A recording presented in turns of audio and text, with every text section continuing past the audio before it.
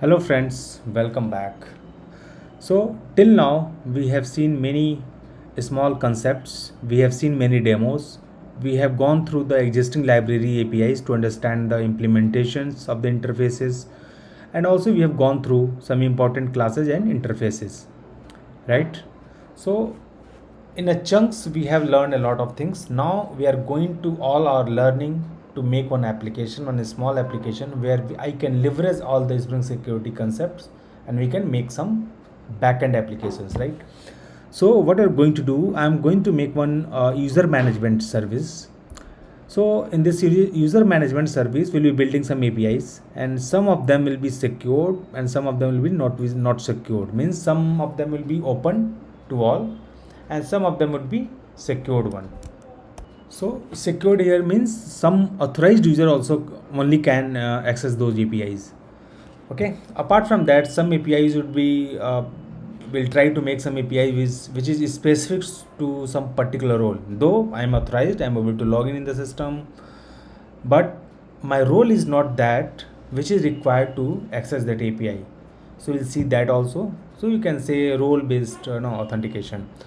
So till now I have decided to keep two kinds of user. One is the admin user and one is the normal user or simple user, right? So what the user management this role is going to perform.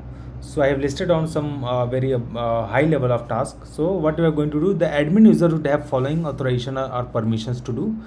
He can see all the users in the system, and he can modify any kind of users. He can disable the user or he can delete the users for the system, right? And in the same way, the normal user have the below permissions.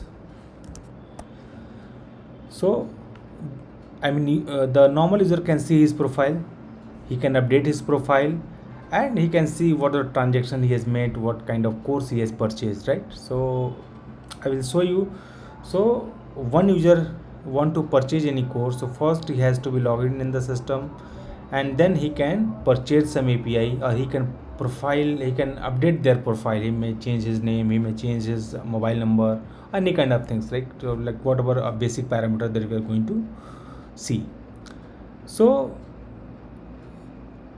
this is what we are going to the responsibility that you are talking about in this. And of course I have copied this all this the same points here again, so that we can be in the same page like what you are going to do, so nothing can be changed in this. And now in the next session I am going to list out all the APIs that I am thinking of to make. One is the, I have categorized in this API in the two ways. Either all the secured APIs in the one group, and all the open to all API, simply non-restricted API in one group. So registration of the user, contact information, or login. So this API will doesn't require any kind of restriction. It is permitted to every user, right? It's fine.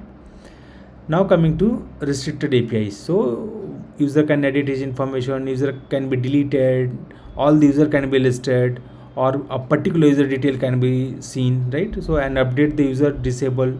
So we can delete or disable the user. So both can almost the second API and the fourth API are same, fifth API.